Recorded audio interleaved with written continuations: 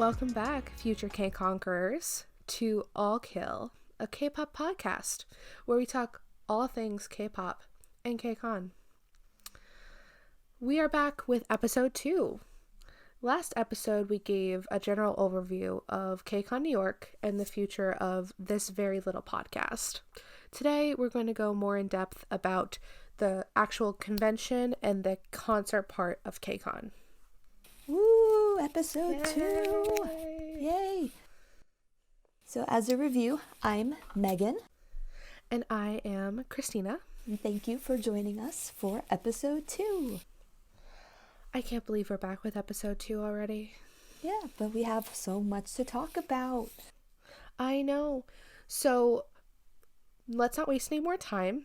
And let's just jump right into all this information because, guys, this is a juicy one this week. There's so much we need to talk about. So, like we said last time, the main event is split up into day 1 and day 2, and that's going to be how we're referring to it. So KCON is a 2-day event for KCON New York. Day 1 and day 2. So when we say day 1 and day 2, we mean Saturday, Sunday, day 1, day 2. Yeah, or possibly Friday and Saturday. Depending on how KCON decides to time everything this year.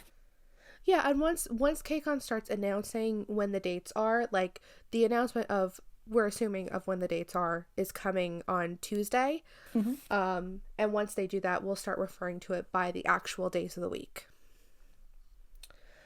So like we said, the actual KCON itself is broken up into 2 parts, the convention and the concert. But there are 2 things that happen before the official start of KCON on day 0, as we call it, which is Club KCON and early check-in. So Megan, what is check-in? So, like any convention you go to, you need certain passes to get in. So check-in is where you go to literally check in to KCON and get passes. So for the convention part of KCON, you do need a pass that's separate from the concert ticket. So concert tickets are going to be, like you're buying any concert ticket. The convention pass is going to be a $25 pass that gets you access into the convention. So at check-in, you'll basically kind of give your receipt. You'll get the pass, which is a bracelet, and the bracelet will let you into the actual convention. Check-in for early check-in, which is again day 0, so the day before KCON officially starts. Last year, the hours were check-in started at 1 p.m. and ended at 5 p.m. So we don't know exactly how it's going to be this year, but last year, just for reference, it was in the afternoon. You could do an early check-in. And again, this was before KCON even started, before the convention, before the concert.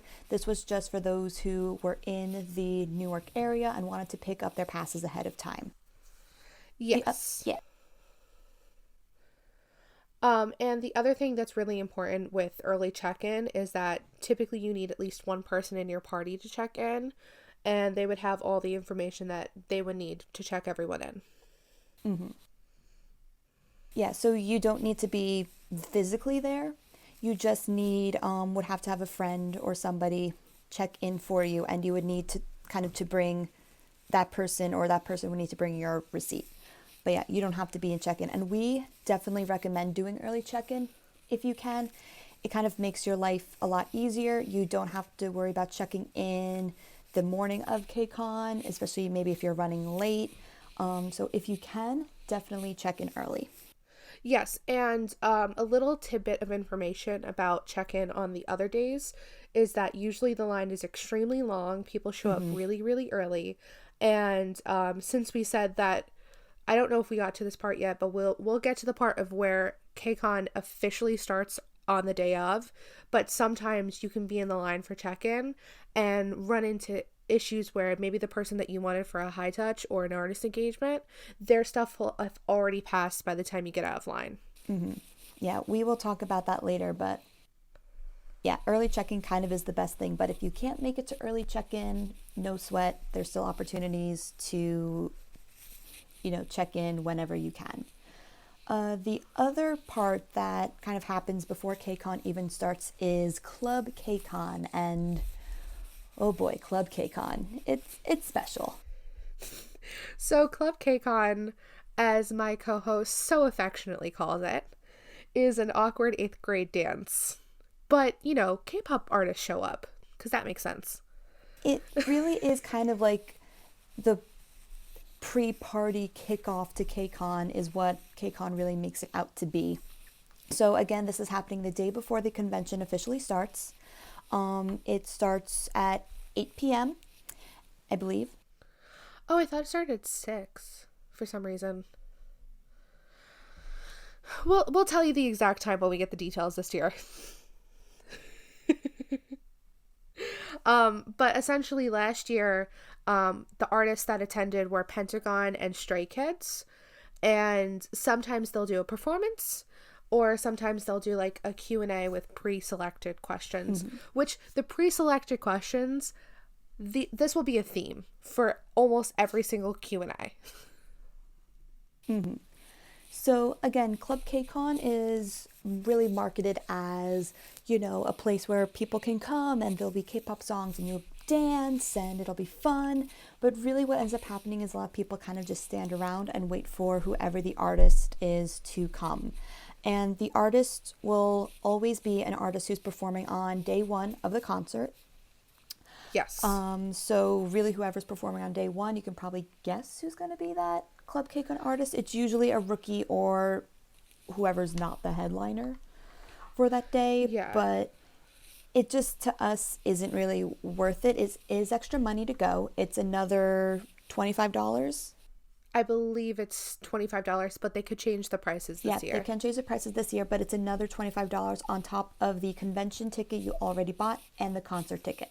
So again, if you think the artist that you really want to see will be there, you know, go for it.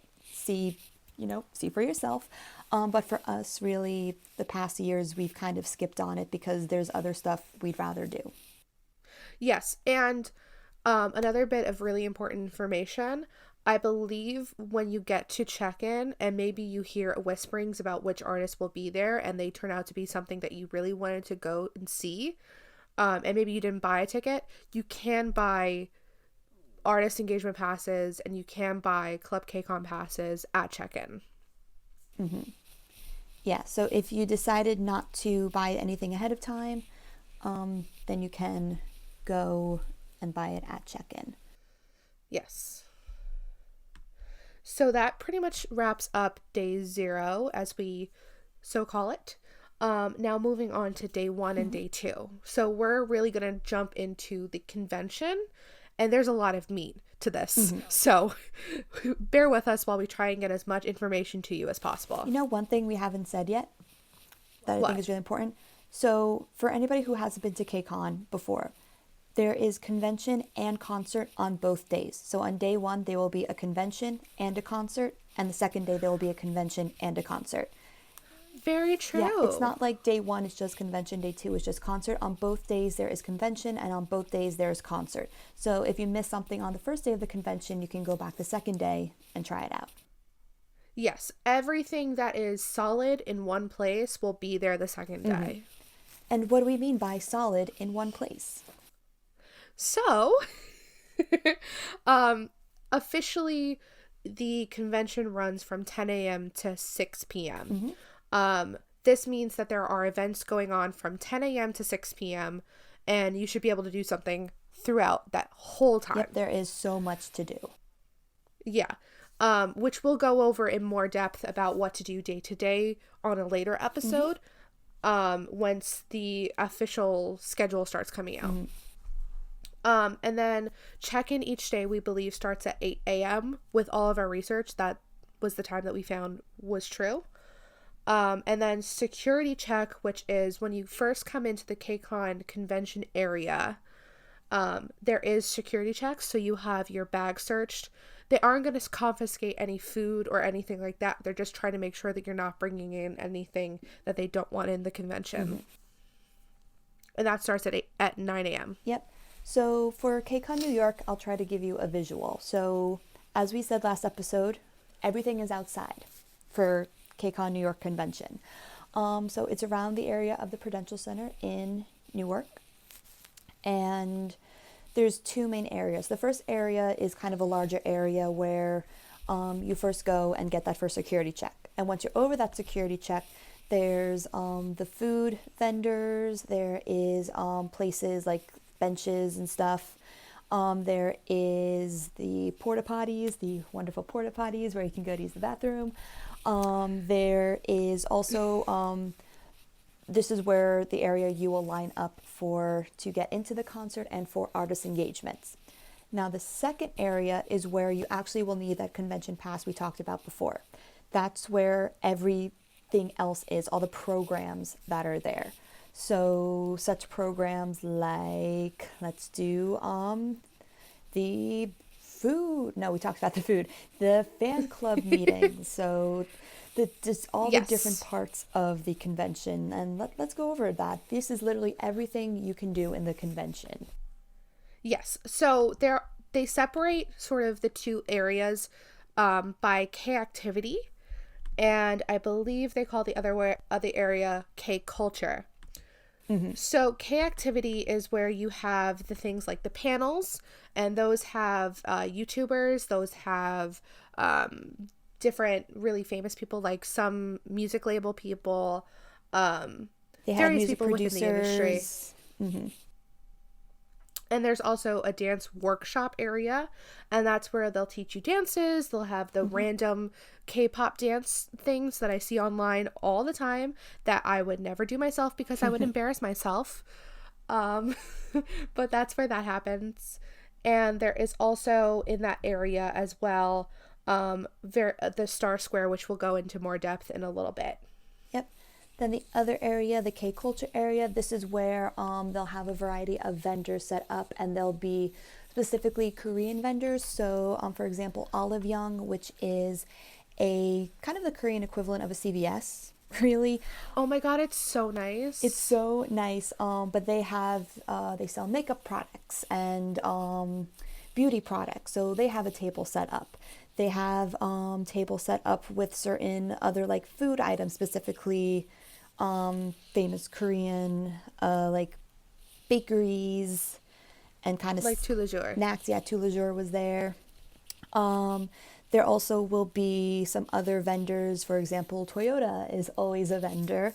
So Toyota had a booth set up last year where you could take a picture in front of like a car, and they had music playing. This is also the area where if you pre-order any merch or want to buy any merchandise, you would do that. Yes, and there are vendors who will be selling albums or merch or posters, clothing. I know 8mm is always attending. They usually do something with JRE. I know last year at Olive Young they had Hey It's Faye. I know last year also at Amore Pacific they had Eddie, who I think you've seen online. Not the Eddie who was on the reality TV show, but the other Edward Avalia, right? Yes, Edward. Mm-hmm. Oh my God, I sound like so stupid. Anyway, and they have a lot of stuff to do in that area that you can really spend a lot of time there if you have nothing to do for a little while, which you probably won't. So one of the other kind of big things they have in the convention area is the main stage, and basically two big things happen at the main stage. The first is the dance cover contest. So KCON every year holds a cover dance contest, and the finalists perform on this main stage, which is kind of a big stage set up in the middle of a parking lot. That's everything in KCON. Basically in the middle of a parking lot. But it's really cool and it's big, so you can kind of see everything that's going on. So they have a dance cover contest, and then the thing that they started last year is called Star Live Talk.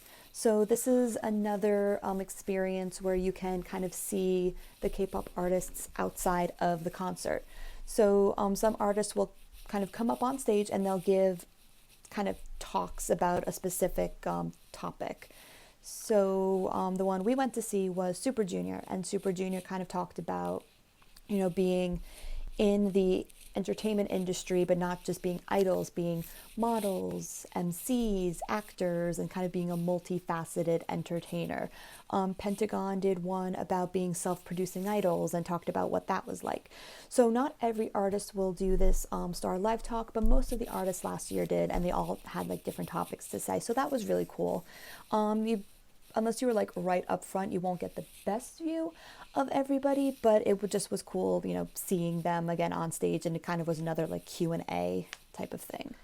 Yes, and odds are some artists who will be attending may not have artist engagements. So this would be a good chance possibly for you to see an artist outside of the established area that you have to pay for.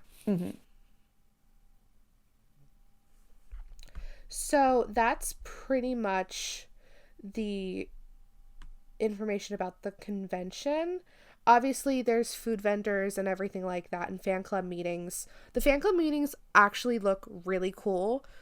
We didn't have the opportunity to attend any because we're not really in any fandoms per se.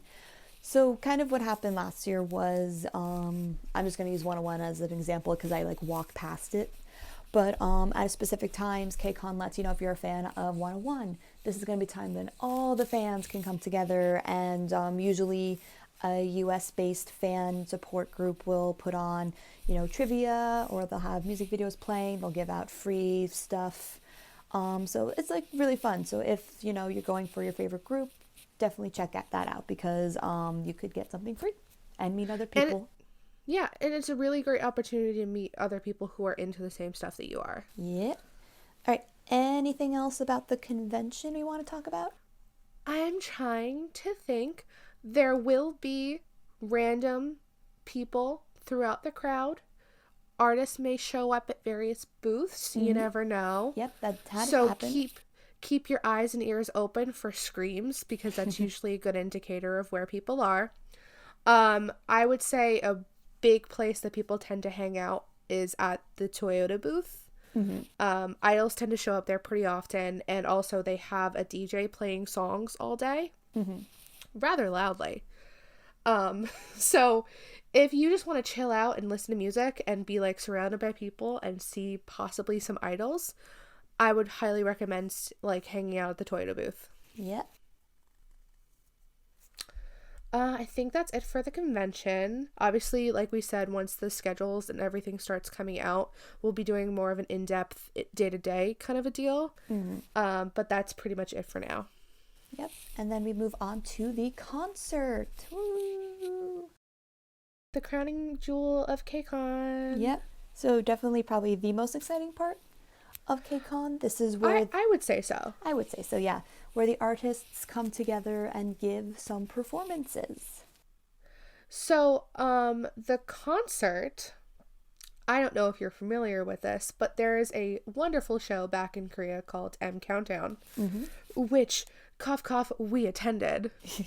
That's a story for a different day. And it's essentially kind of similar to how M Countdown or any of the other music shows work. There will be some stages that are filmed and aired on Korean TV for the M Countdown show for that week. And then there will be some people in the crowd who actually show up on Korean TV or on the KCON's YouTube, which we got on quite a few times. Yes, so you may be filmed jamming out to one of the songs, so always be prepared. If there is a camera nearby, just assume you will be on it and give it your all. Yes, and even if you're not into the artist who's performing, just show that you are appreciative of them, because that's how we got on with one of ours.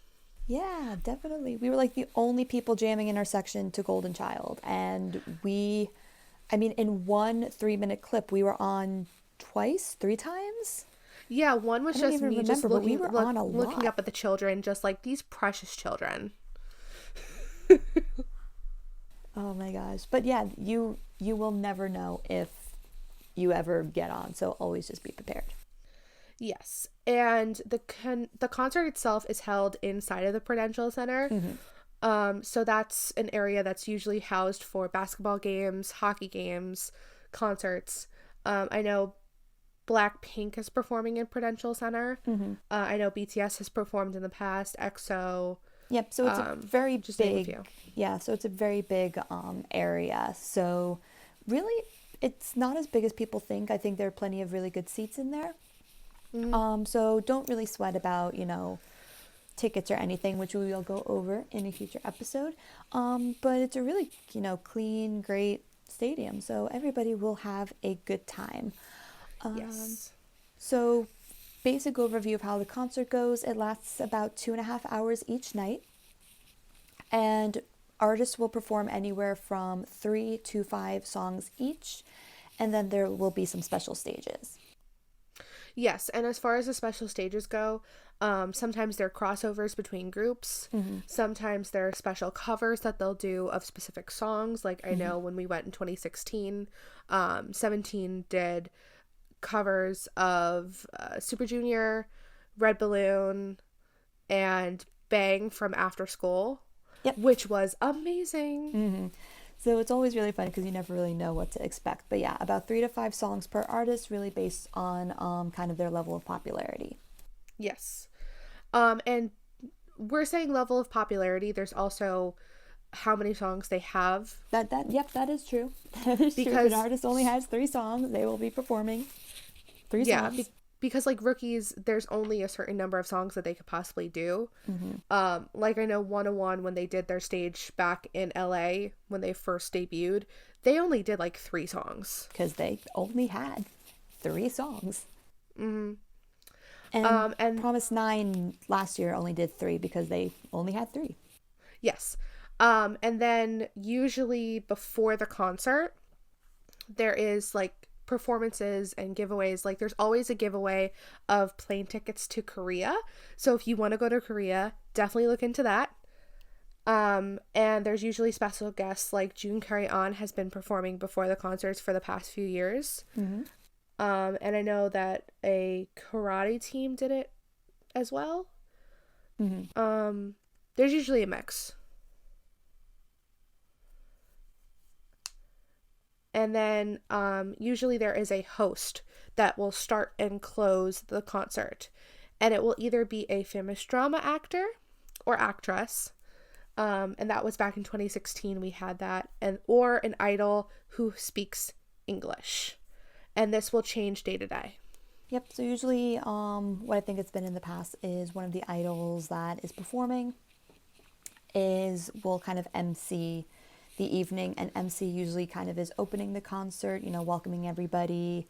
They'll pop in a few times throughout the show to kind of give people a break between stages.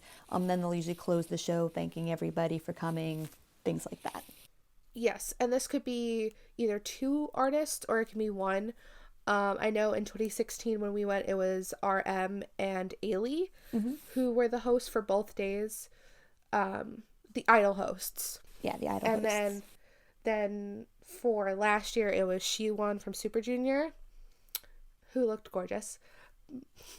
Maybe a little biased. And then the second day, it was like a mix of the different idols who were attending.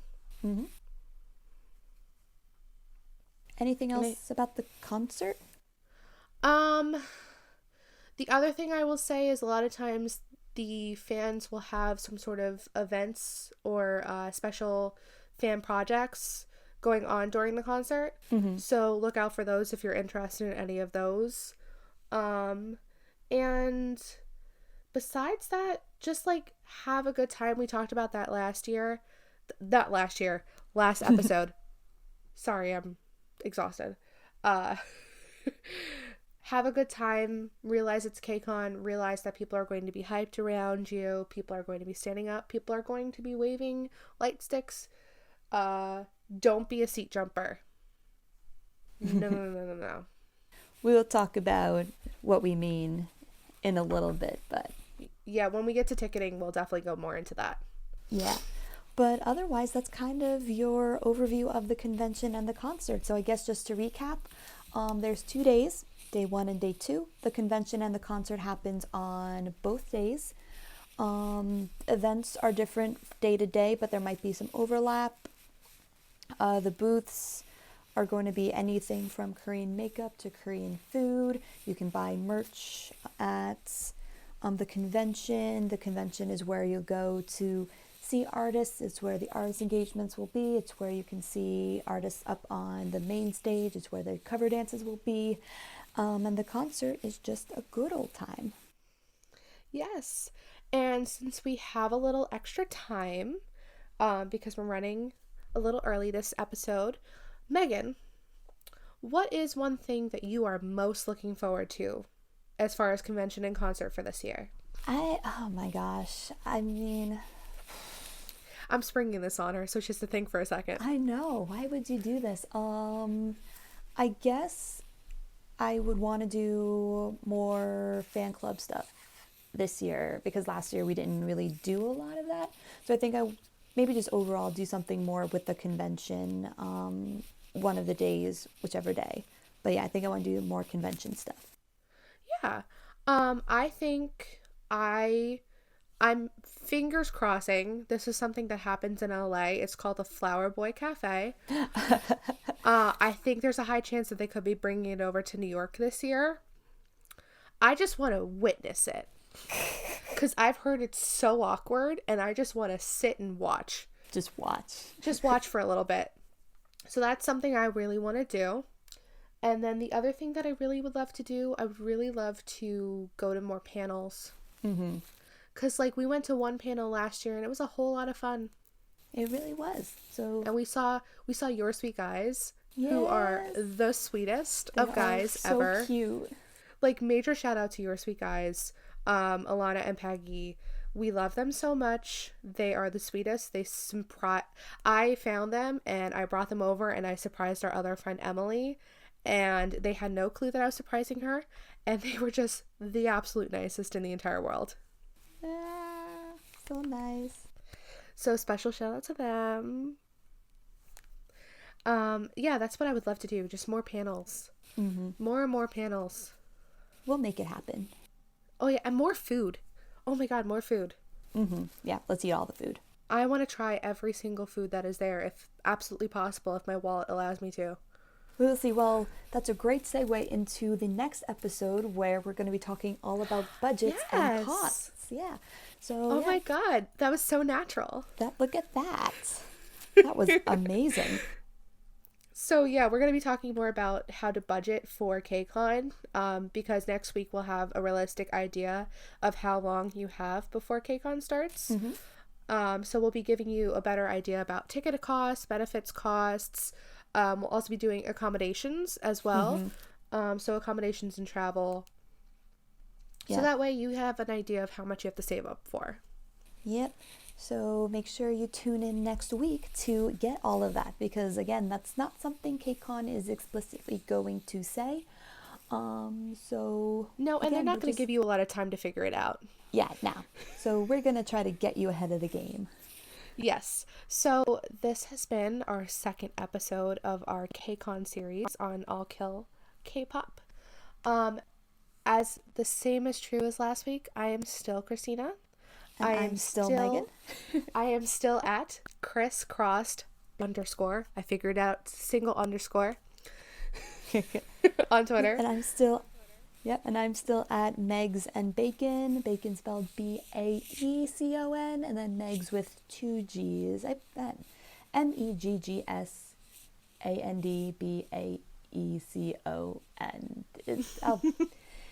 Just, I don't know. If you look for me, I'll probably pop up. But stop by. Say hi. We'd love to get to know you guys. And we'd love if you guys had any questions that we could use for future episodes. Yes, because we are 100% influenceable by what you people want to hear. Because we know that a lot of times we gloss over things that maybe you were like, wait, hold on. What are you talking about as far as bathrooms? Mm-hmm. Because that's a question I saw recently. Yes, we can tell all about the bathrooms. Yeah, so we are very much looking forward to speaking to you all next week. And yeah, that's it for today. Yes, thank you for tuning in. Go out and be a KConqueror. Yes, all of you KConquerers. Bye, guys. Bye.